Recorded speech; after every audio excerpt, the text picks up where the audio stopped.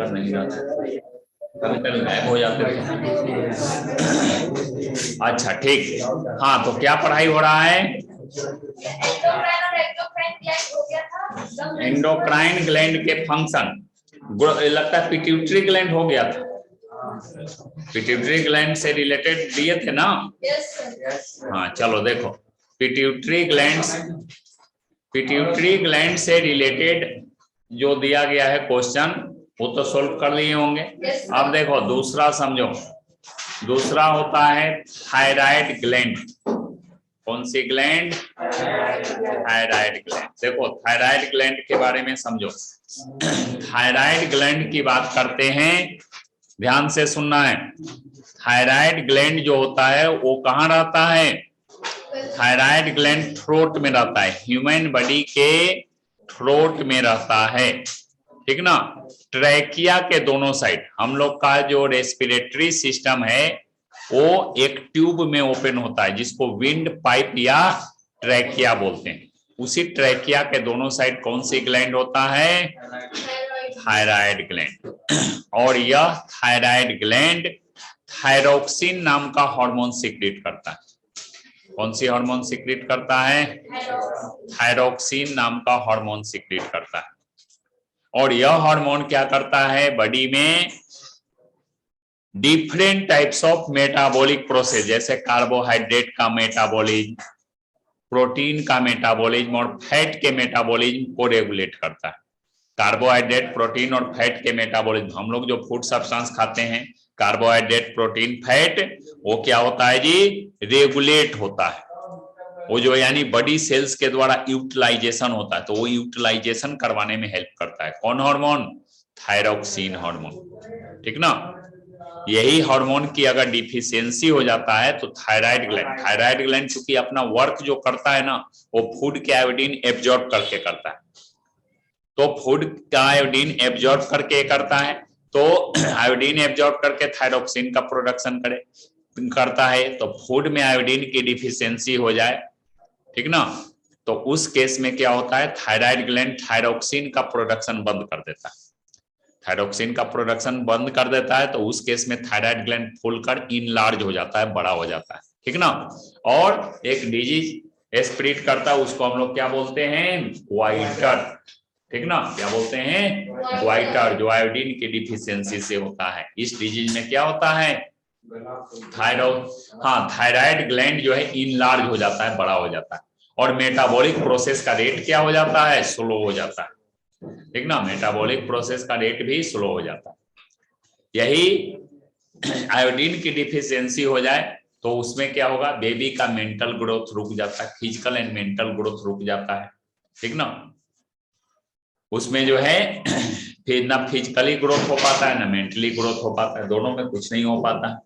उसके बाद फिर जो है थायराइड ग्लैंड थायरोक्सिन का सीक्रेशन ज्यादा कर दे तो उससे क्या होता है कि इक्जेप्थेल्मिक ग्वाइटर डिजीज होता है। इससे इसमें मेटाबॉलिक प्रोसेस का रेट हाई हो जाता है। क्या हो जाता है? हाई हो जाता है। चलो तू खड़ा हो जी, लास्ट बेंच खड़ा हो जा। क्या समझे थायराइड ग्लैंड से?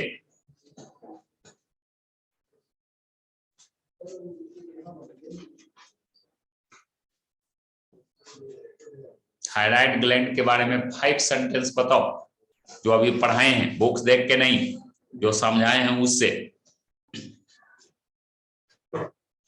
बोलो।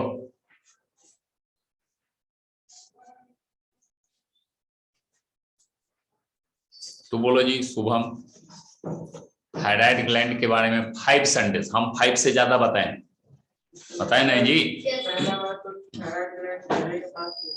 हाँ, थायराइड ग्लैंड एक हार्मोन सीक्रेट करता है, थायरोक्सिन।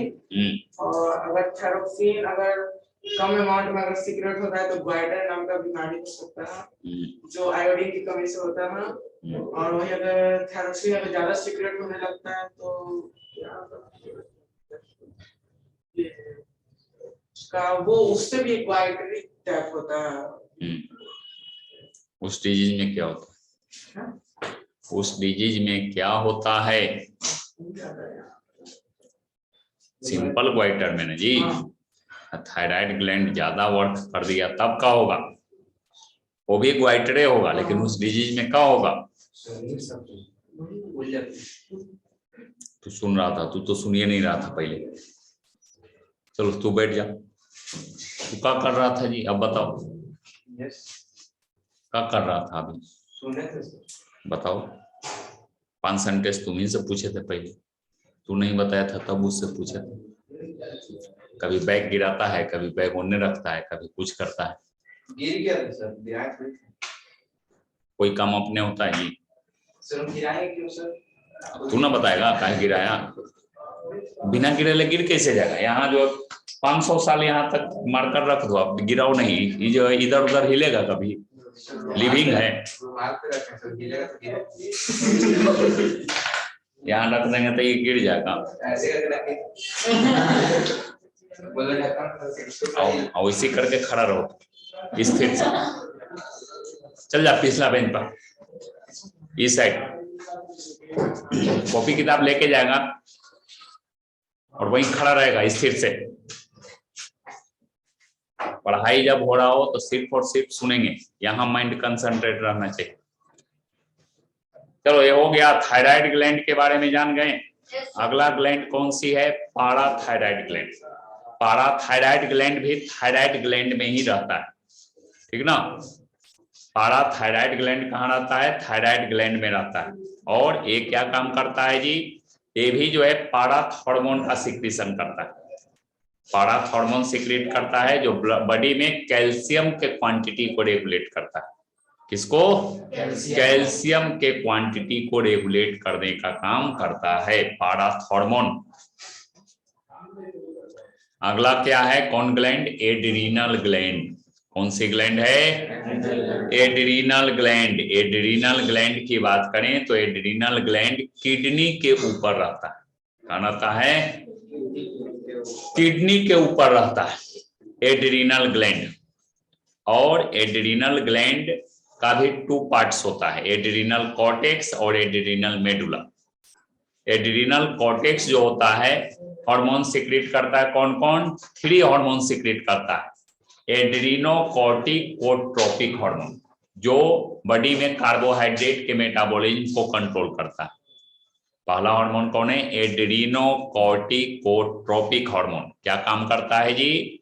बॉडी में कार्बोहाइड्रेट के क्वांटिटी को, मेटाबॉलिज्म को कंट्रोल करता है।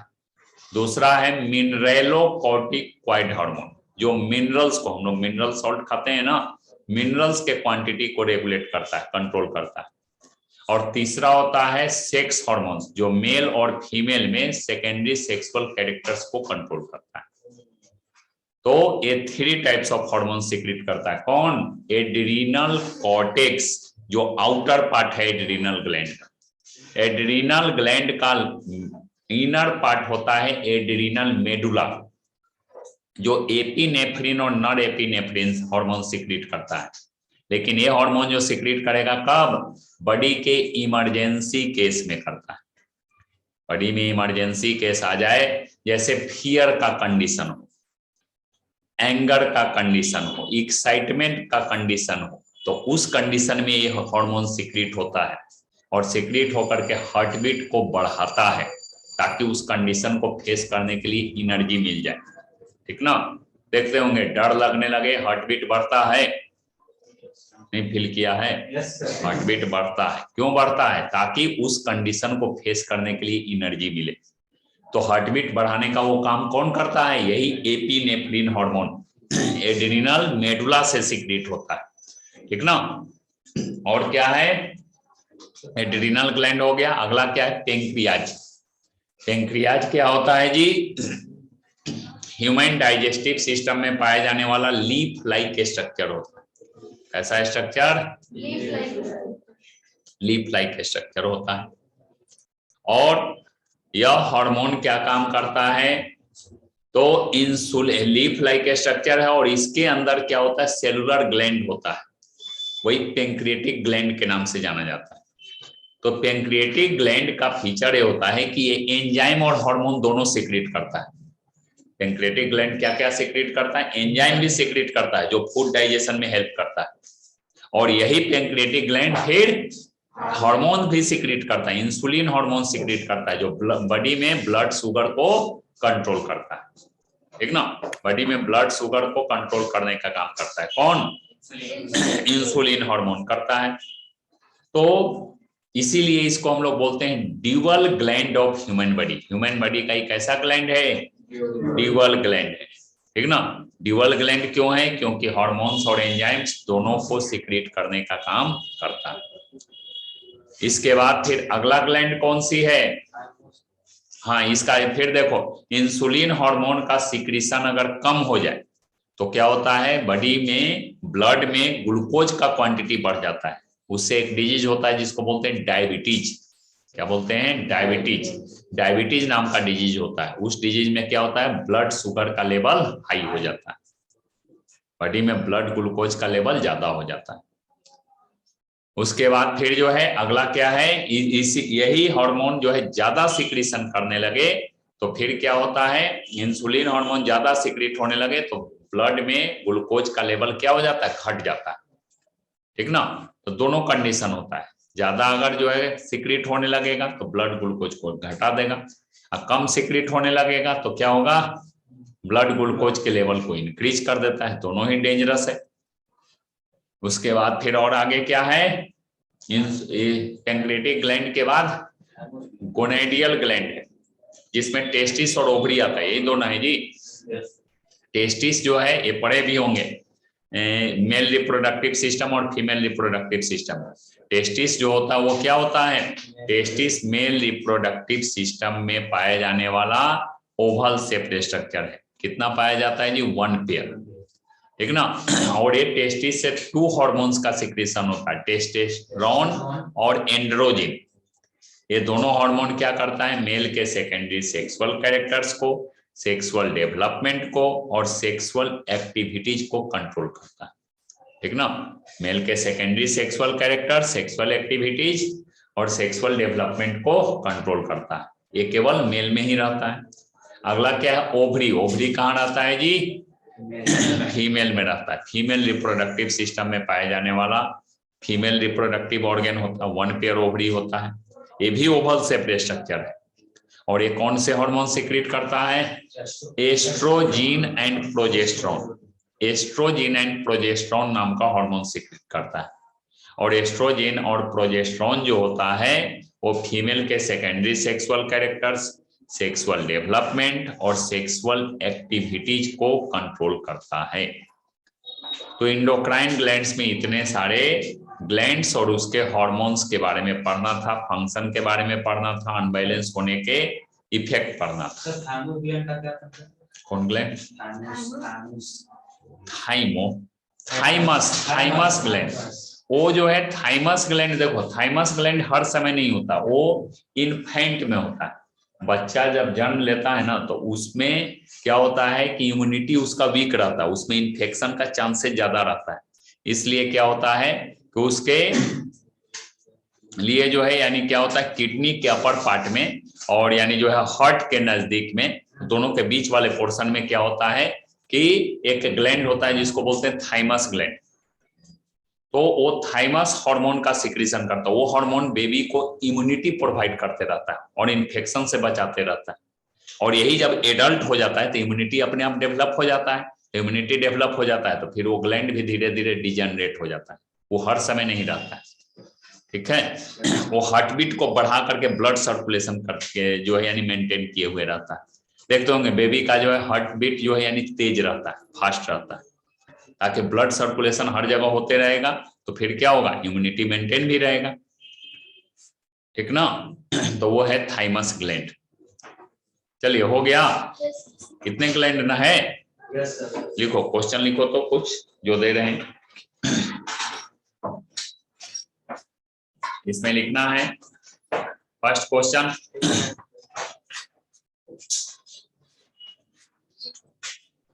देखो write down the position of different types of endocrine glands.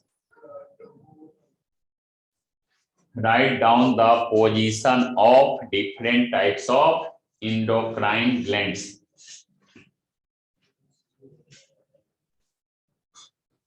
Write down the position of different types of endocrine glands.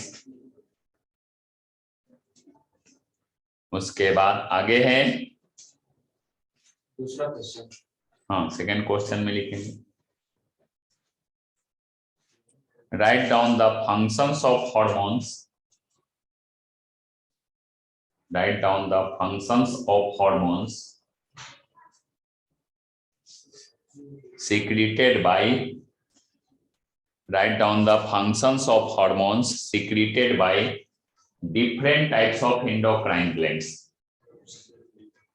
Write down the functions of hormones secreted by different types of endocrine glands. Different types of endocrine glands.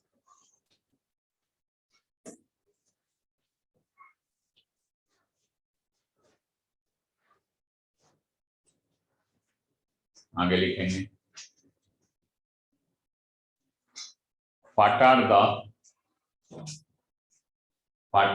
effects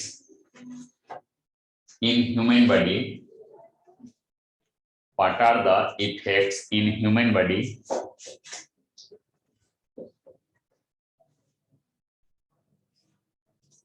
if thyroxine hormone? What are the effects in human body if thyroxine hormone gets unbalanced?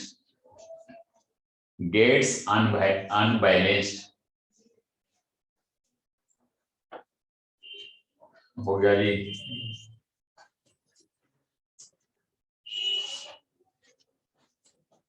आगे लिखो what are the effects in human body? What are the effects in human body due to deficiency of iodine in food? What are the effects in human body due to deficiency of iodine in food? Due to deficiency of iodine in food.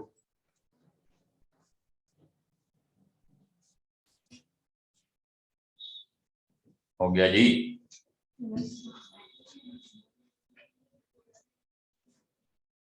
अगला है लेकिन iodine के बाद deficiency of iodine in food. आगे लिखो what happens when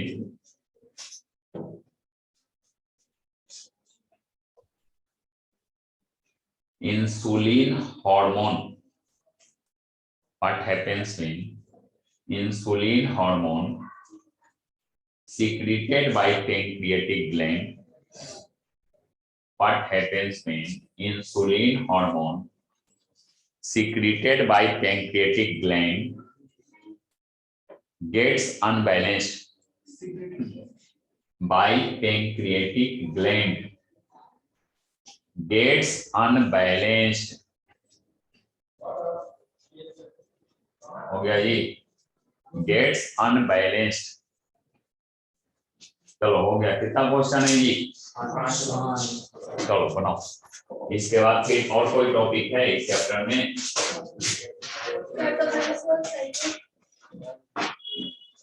reproductive health पढ़ा देंगे last में जी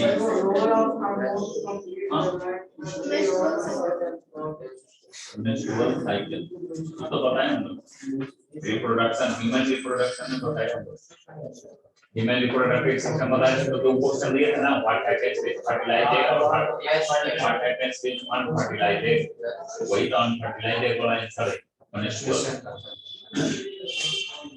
चलिए भाई एक चीज और जो है इसमें एक्सप्लेन कर देंगे रिप्रोडक्टिव हेल्थ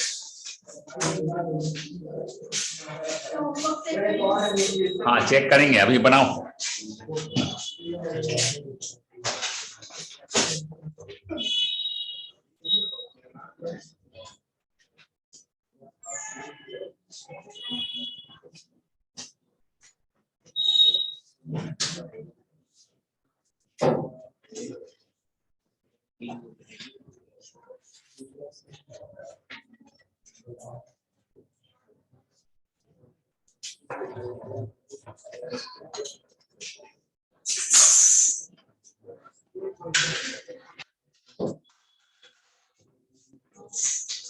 डायग्राम न था जी, केवल और डायग्राम तो 4 क्वेश्चन भी दिए थे क्लास वर्क में, वो नहीं पढ़ा। अच्छा ठीक।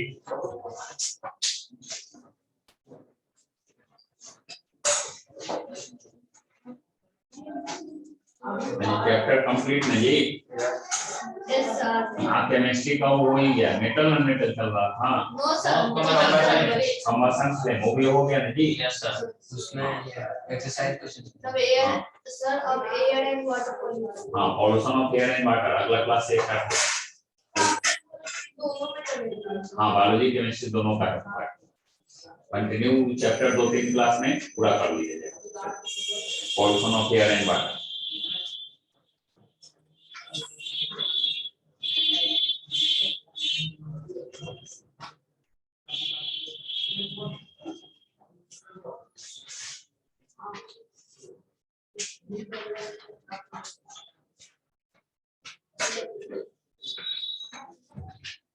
जो देखें जो पढ़ा दिए हैं उसको देखें, होमवर्क जो दिए थे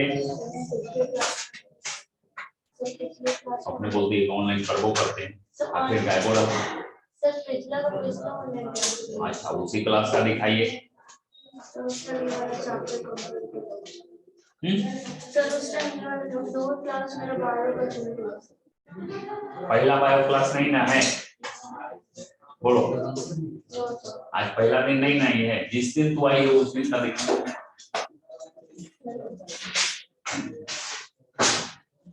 डिफाइन द फॉलोइंग, ये होमवर्क था जी। सर ये फूड प्रोडक्शन का भी खत्म हो गया।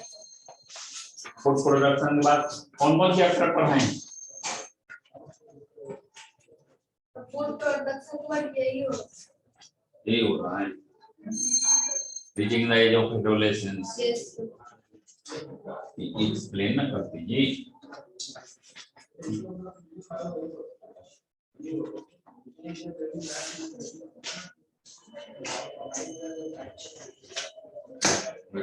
सॉरी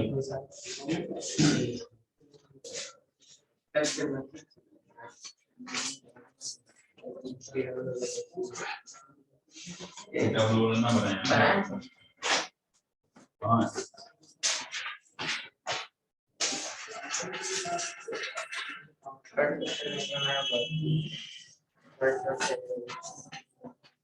फर्स्ट डिफरेंस है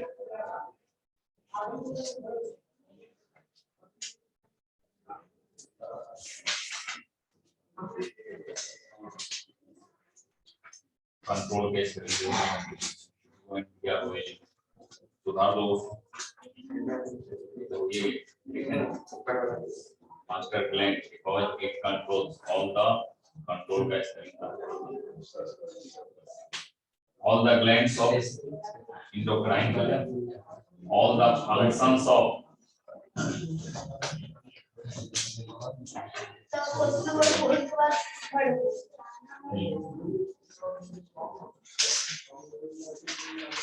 controls the features, functions and secretions functions ना कंट्रोल करता है जी। टीचर्स के साथ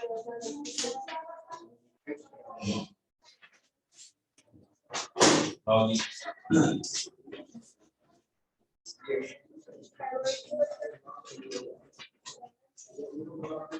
मैं लिखा दिखा रहा है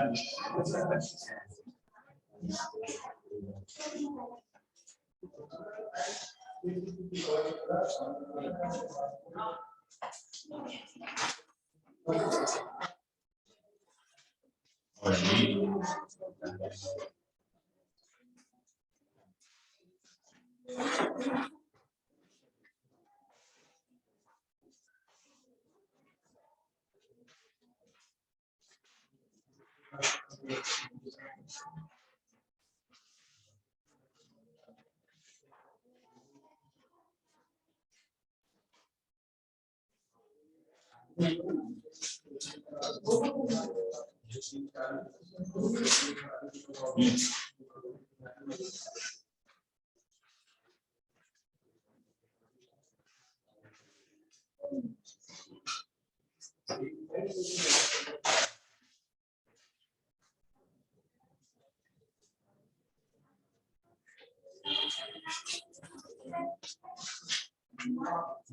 और क्वेश्चन है जी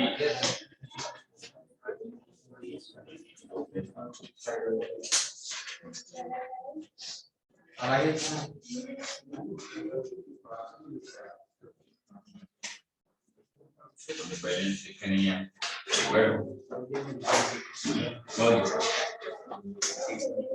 हमारा क्वेश्चन कहाँ है बनाया हुआ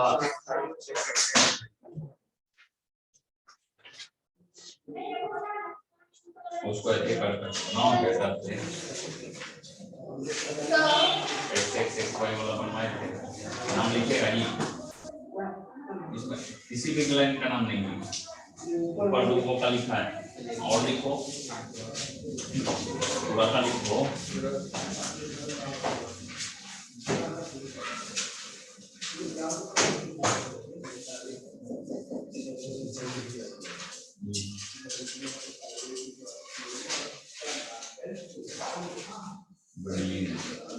ना दो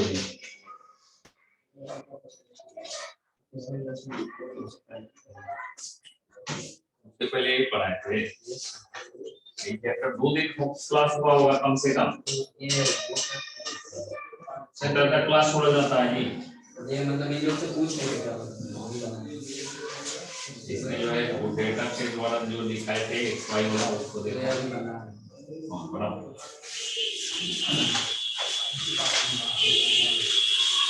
दो क्लास तक छोड़ देता है सप्ताह में एक दिन क्लासे होता है उसमें भी इतना छोड़ देंगे और नाउन से जो है आंसर की शुरुआत मत करना नाउन से करना तो ना पता लगेगा जी इसके बारे में लिखा हुआ है और नाउन से आंसर की शुरुआत किया हुआ रहेगा तो मार्क्स जो कम जाएंगे टेक्निकल नहीं लिखा है दोनों में गलती लिखते हैं जी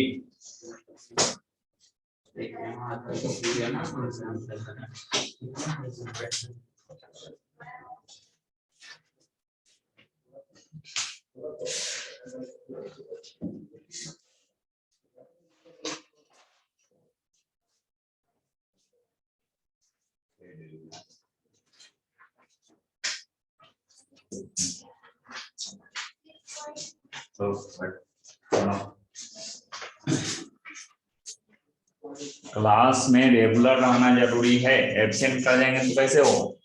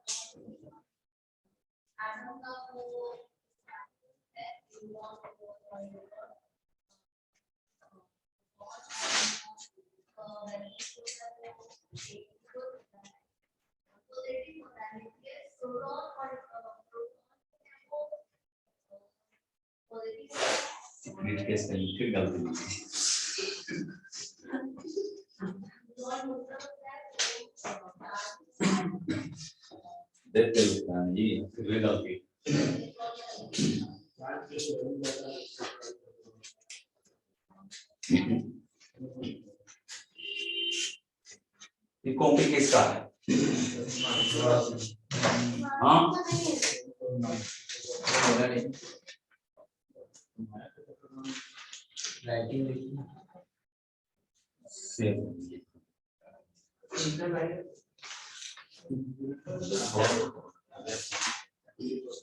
वो लाइन कर वो भैया लाइन आज केमिस्ट्री का कौन लिया?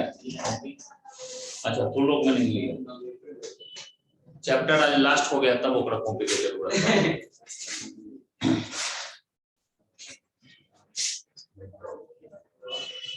इसमें भैया ने क्विज का नंबर लेके अच्छा हाँ वो 7th क्लास का कॉपी है कोई का वो पहले चलता होगा तो उसमें जो है रह गया होगा।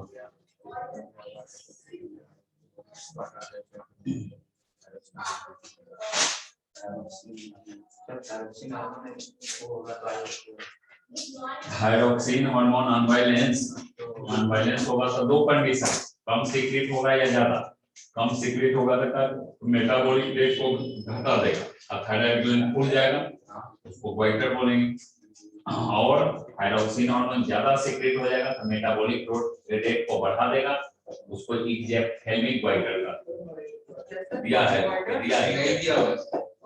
सिंपल गोइटर केवल लिखो अनबैलेंस में केवल घटने वाला तो लिख सकता है जी सिंपल गोइटर होता होगा दिया होगा एक्जेप्थेल्मिक गोइटर थायरोक्सिन हार्मोन अगर ज्यादा सीक्रेट हो जाए थायराइड ग्लैंड से तो क्या होता है एक्जेप्थेल्मिक गोइटर नाम का डिजीज होता है।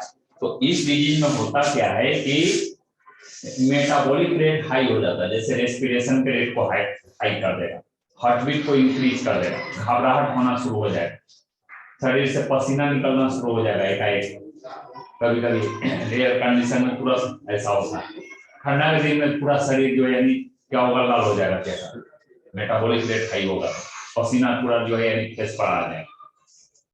तो ये जो है थायरोक्सिन हार्मोन का इफेक्ट होता है ज्यादा सीक्रेट होता है तब होता है ठंडा के दिन में भी ऐसा होता है। तो थायरोक्सिन हार्मोन के ज्यादा सीक्रेशन की वजह से ऐसा होता है एक्जेप्थेल्मिक गोइटर इस डिजीज को बोलते हैं हाथ पैर कांपना शुरू हो जाता है ये डिजीज जब यानी एग्रेसिव स्टेज में जाता है तो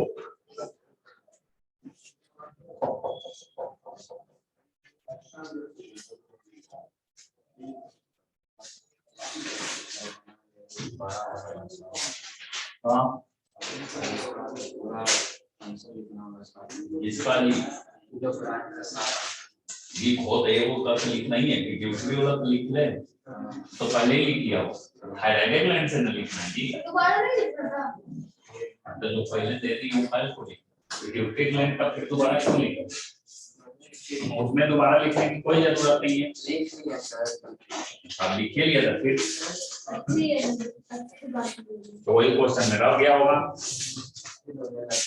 चलो इसके बाद आगे पढ़ा देते हैं रिप्रोडक्टिव हेल्थ में जी हाँ इसका कुछ जो है बेसिक कंडीशन है लिखिए basic conditions to maintain reproductive health topic name लिखो तो ये चैप्टर कंप्लीट हो जाएगा क्वेश्चन आंसर पूरा बना ले basic conditions to maintain reproductive health basic conditions to maintain reproductive health को मेंटेन करने के बेसिक कंडीशंस हो गया जी basic conditions to maintain reproductive health पहला लिखो बैलेंस्ड डाइट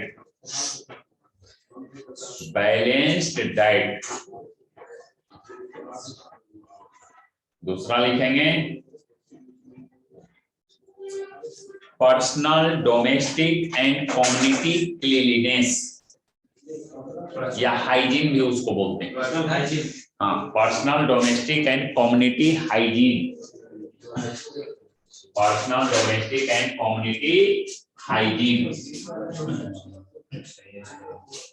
हो गया जी बैलेंस डाइट हो गया उसके बाद personal domestic and community hygiene उसके बाद फिर लिखो uses of pure and fresh water and food uses of pure and fresh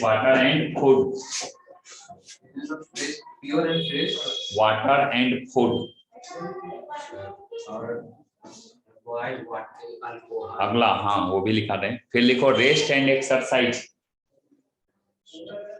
rest and exercise. हो गया जी। अगला है अवॉइड फ्रॉम एडिक्शन,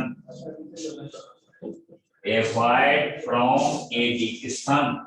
तो इसी में अगला पॉइंट है avoid अवॉइड फ्रॉम एडिक्शन, वही हो गया, अल्कोहलिक ड्रिंक हो गया, हो गया जी। हाँ चलिए देखिए, ध्यान दीजिए, basic conditions to maintain reproductive health. देखो इसके बारे में सुनो, ध्यान से समझो, और उसके बाद एक्सप्लेन करने के लिए क्वेश्चन रहेगा। होमवर्क में एक्सप्लेन करके लाना है, सारा पॉइंट पर 4 से 5 सेंटेंस लिख के लाना है, 4 to 5 सेंटेंस, उससे ज्यादा ही हम बता रहे हैं। देखो पहला क्या है जी, बैलेंस्ड डाइट। बैलेंस्ड डाइट क्या होता है, वो डाइट होता है जिसमें all types of nutrients proper quantity में प्रेजेंट होता है, carbohydrate, protein, vitamin, mineral, salt, ये सभी प्रेजेंट होता है, रफेज होता है, फाइबर्स होता है, फाइबर को ही रफेज बोलते हैं, वाटर रहता है, सब चीज प्रेजेंट होता है। तो बैलेंस्ड डाइट का अगर हम ईटिंग करेंगे तो इससे क्या होगा, बॉडी में ऑल टाइप्स ऑफ न्यूट्रिएंट्स जो है यानी प्रेजेंट रहेगा, न्यूट्रिएंट्स का प्रेजेंस होगा, जिसके कारण बॉडी सेल को वर्क करने के लिए, मेटाबॉलिक प्रोसेस करने के लिए सफिशिएंट न्यूट्रिएंट्स मिलता रहेगा, बॉडी सेल्स जो है यानी वर्क करता रहेगा। बॉडी सेल्स वर्क करेगा तो बॉडी के जो है यानी टिश्यूज, ऑर्गन सिस्टम, क्योंकि सेल ही ग्रुप में आकर टिश्यू बनाया है, टिश्यू ग्रुप में आके ऑर्गन बनाया, ऑर्गन ग्रुप में आकर ऑर्गन सिस्टम बनाया। तो मेन जो है यानी बेसिक स्ट्रक्चरल यूनिट कौन है, सेल ही है, फंक्शनल यूनिट कौन है, सेल ही है। वो अगर प्रॉपर वे में काम करता रहे तो टिश्यू प्रॉपर वे में काम करेगा, टिश्यू प्रॉपर वे में काम करे तो ऑर्गन काम करेगा सही से, ऑर्गन काम करे तो फिर ऑर्गन सिस्टम भी सही से वर्क करेगा, और गुड हेल्थ क्या रहेगा, मेंटेन रहेगा। अब बैलेंस डाइट का ईटिंग अगर नहीं करते हैं तो उसमें 2 कंडीशन आएगा, या तो कोई न्यूट्रिएंट्स की डिफिशियंसी हो जाएगा, या तो कोई न्यूट्रिएंट्स का ओवर प्रेजेंस हो जाएगा। नहीं अभी पढ़े ना, ग्लूकोज ज्यादा हो जाता क्या हो जाएगा, डायबिटीज हो जाएगा, होगा ना जी। फैटी सब्सटेंस ज्यादा होता है, ओबेसिटी हो जाता है, मोटापा हो जाता है। अगर मान लिया जाए फिर जो है किसी न्यूट्रिएंट्स की डिफिशियंसी हो जाए तो उसमें भी डिफरेंट टाइप्स ऑफ डिजीज होता है, जैसे कैल्शियम की डिफिशियंसी या फास्फोरस की डिफिशियंसी होता है तो बोन और टीथ क्या हो जाता है, वीक हो जाता है, कमजोर हो जाता है। नहीं उसके बाद फिर और आगे अगर देखें तो आयोडीन की डिफिशियंसी से क्या हो जाता है, व्हाइटर अभी जस्ट पढ़ा, ठीक ना। आयरन की डिफिशियंसी होता है तो क्या हो जाता है, आयरन के एनीमिया, अमोनिया होता है, एनीमिया डिजीज बोलते हैं, उसमें ब्लड की क्वांटिटी क्या हो जाता है, कम जाता है। तो हर न्यूट्रिएंट्स का अपना प्रॉपर फंक्शन होता है।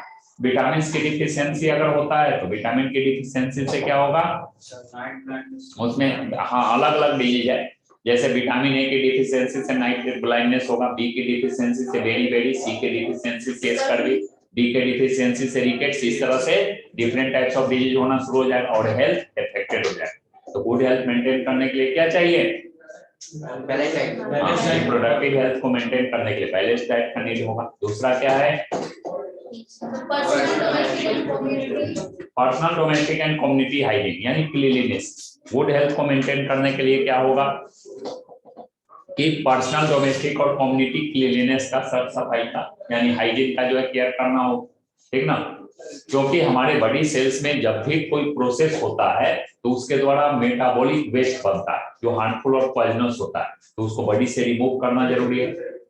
वो रिमूवल जो होता है एक्सक्रीशन प्रोसेस से, कैसे, बॉडी सरफेस के जरिए होता है, एक्सक्रीटरी ऑर्गन के जरिए होता है। तो बॉडी सरफेस के जरिए वेस्ट जो है स्वेटिंग के जरिए होता है, पसीना जो है बाहर निकल करके होता है, ठीक ना। तो उसके जरिए क्या होगा, जैसे ही स्वेटिंग होगा तो बॉडी सरफेस पर जो है क्या होगा, वो जो है पेरिस्पिरेशन का जो है पार्ट जो है जमा रहेगा, उससे बैड स्मेल आते रहेगा, वहां पर जर्म्स का ग्रोथ हो सकता है, स्किन इन्फेक्शन हो सकता है, वो जर्म्स हमारे बॉडी में एंटर करके हेल्थ को अफेक्ट कर सकता है, different types of infectious disease को स्प्रेड कर सकता है, हो सकता है ऐसा ना। तो गुड हेल्थ मेंटेन करना होगा तो पर्सनल क्लीनलीनेस का केयर करना होगा। मेटाबॉलिक प्रोसेस से जो वेस्ट निकलता है उसको रिमूव करने के लिए हम लोग क्या करते हैं, सोप लगा करके यानी बाथिंग करते हैं, नहाते हैं, तो बॉडी सरफेस पर जो स्वेटिंग का पार्ट जो जमा होता है वो सब क्या हो जाता है, धुल जाता है, नहीं, और body surface neat and clean हो जाता है, फ्रेशनेस का फीलिंग होता है। उसके बाद फिर और आगे क्या है, उसके साथ साथ फिर जो पर्सनल क्लीनलीनेस में टीथ की सफाई, टंग की सफाई, आई नोज ईयर की सफाई करना जरूरी है, क्लीनलीनेस करना जरूरी है, ताकि वहां जर्म्स का ग्रोथ ना हो, इन्फेक्शन ना हो, ठीक ना, इन्फेक्शन से बचाव हो। और इसके साथ साथ नीट एंड क्लीन क्लॉथ को भी पहनना जरूरी है, नहीं तो अगर डर्टी क्लॉथ को पहनेंगे तो क्या होगा, वहां का जर्म्स फिर बड़ी सरफेस पाएगा। पर्सनल क्लीनलीनेस हुआ।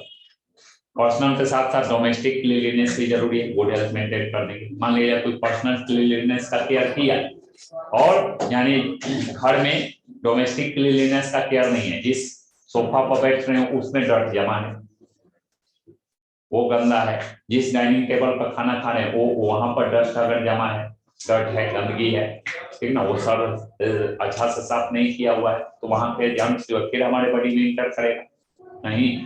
तो पर्सनल क्लीनलीनेस के साथ साथ क्या चाहिए, डोमेस्टिक क्लीनलीनेस भी चाहिए गुड हेल्थ मेंटेन करने की। उसके बाद फिर और क्या है, हाँ इसके साथ साथ कम्युनिटी, अभी इसमें एक और है, कम्युनिटी क्लीनलीनेस का भी केयर जरूरी है, ठीक ना। पर्सनल और डोमेस्टिक क्लीनलीनेस का केयर किए, जिस कम्युनिटी में रहते हैं, घर से निकले और यानी जहां तहां रोड पर कूड़ा करकट फेंका हुआ तो वहां से जर्म्स फिर बॉडी के कांटेक्ट में इन्फेक्शियस डिजीज स्प्रेड करेगा। तो गुड हेल्थ मेंटेन करने के लिए पर्सनल, डोमेस्टिक और कम्युनिटी क्लीनलीनेस का केयर करना जरूरी है।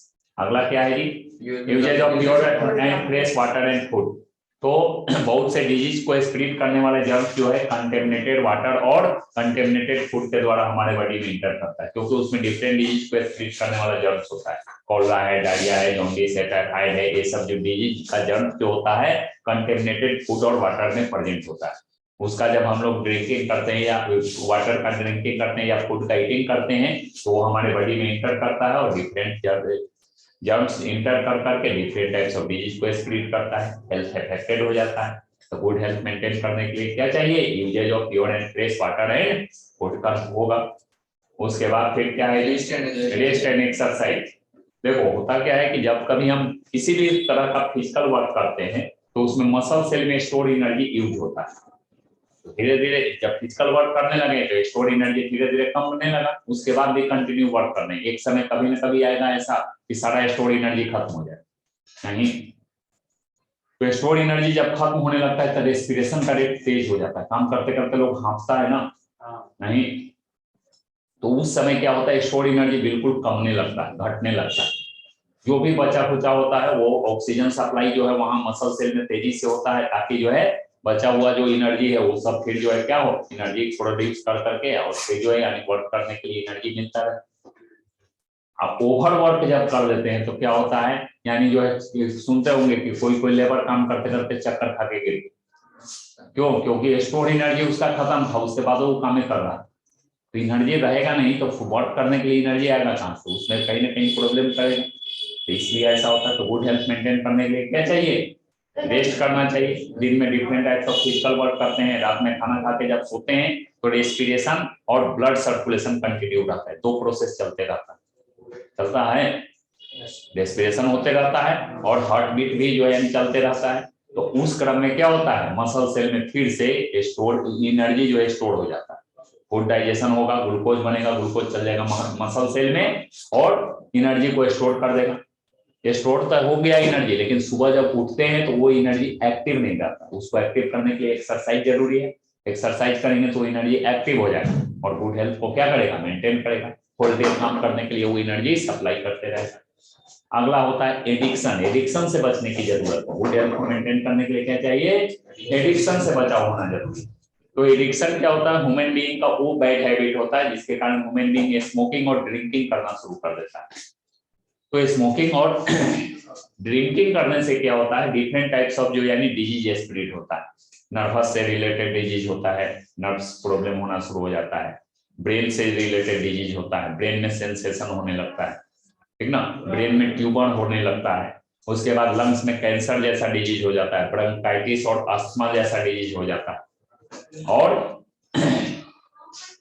ये जो डिजीज होता है वो होल टाइम होल लाइफ के लिए हो जाता है। तो ऐसे डिजीज, तो इससे तो पूरा जिंदगी जो है क्या होगा, हेल्थ जो है यानी मेंटेन हो, जो है हेल्थ को मेंटेन करना मुश्किल हो जाएगा, हेल्थ अफेक्टेड रहेगा। तो गुड हेल्थ मेंटेन करने के लिए क्या चाहिए, एडिक्शन से बचना चाहिए। जब हम जान रहे हैं तो वैसा जो है एडिक्शन करने से इस तरह का डिजीज होगा और हेल्थ जो है हमारा होल लाइफ अफेक्टेड हो जाएगा। तो उससे क्या करने की जरूरत है, गुड हेल्थ मेंटेन करने के लिए उससे बचने की जरूरत हो जाएगा। लिख लो, क्वेश्चन लिखो, explain the basic conditions to maintain reproductive health. Explain the basic conditions to maintain reproductive health. इतना बना कर लाइए सब लोग। नहीं भाई, explain the basic conditions to maintain reproductive health.